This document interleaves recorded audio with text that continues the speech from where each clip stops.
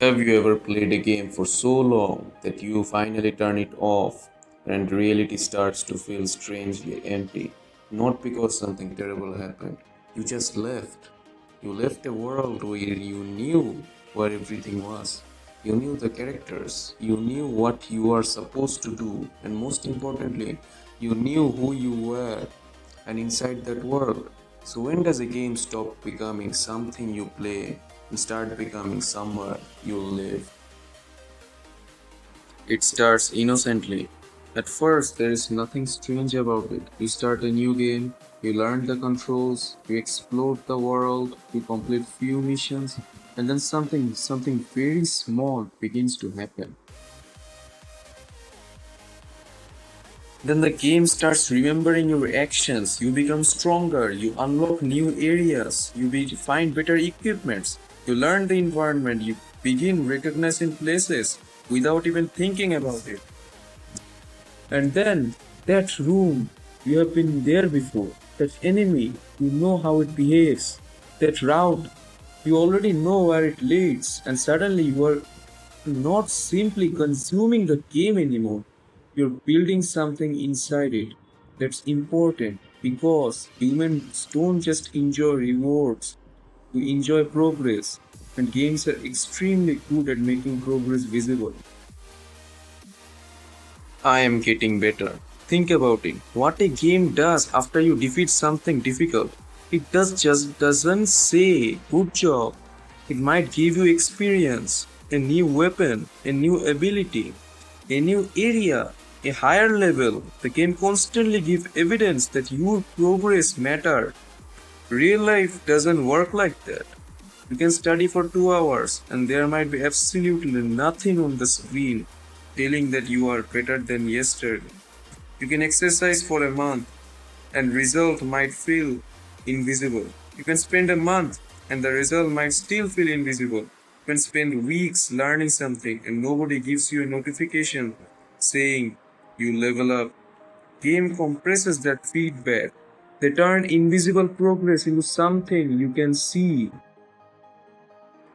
The world becomes familiar. But progression isn't the only thing that changes. The world itself starts to become familiar. You hear the same music, you visit the same locations, you follow the same routes, you recognize some of the characters. Eventually, the environment stops feeling like a collection of pixels. It becomes a place you know, and that's where something strange happens.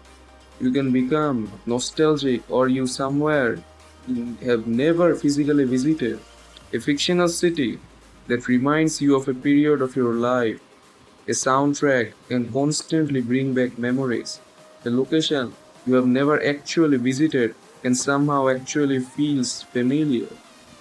Because the place may be fictional, but the memories you create aren't.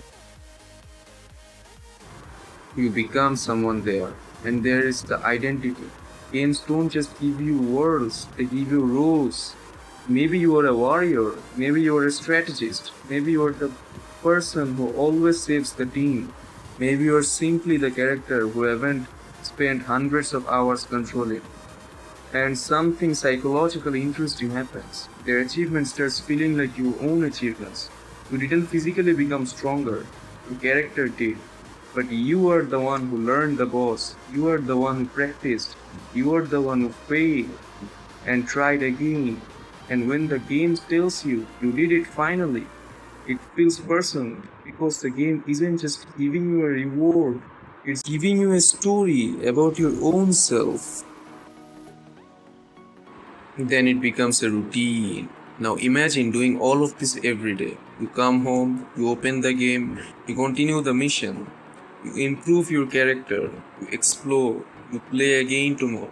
And eventually, playing isn't even something you consciously decide to do. It's simply what happens next. That's the power of routine. Game becomes attached to your daily life. The more of it you return to the same world, the more familiar it becomes. At some point, you are not just remembering the game, you are remembering your life while playing the game. Other people entered the world, and then things becomes even more complicated. Because games aren't always solitary. There can be other people inside them, friends, teammates who you have talked to for months, people who know you by your username, people who were there for you when you finally defeated something difficult, people who share the same values with you.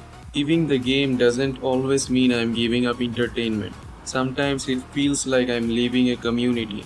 Suddenly, game isn't only a place where you play, it becomes a place where you belong. Reality escape. Then there is the reason we don't like talking about that much. Sometimes reality is exhausting. Real life is uncertainty. You can work hard and still fail. You can study and still get a bad grade. You can try to improve yourself and still feel like nothing is changing. You can't control other people. You can't control the future. You can't always control your own circumstances. Then you enter a game. Suddenly, the rules are clear. There is an objective, there is a challenge, there is a path forward. If you are weak, you can become stronger. If you fail, you can try again. If you don't know what to do, the game gives you a quest marker. Reality doesn't give you like that. And that's why games help us to escape this cruel world. When the second life becomes a problem.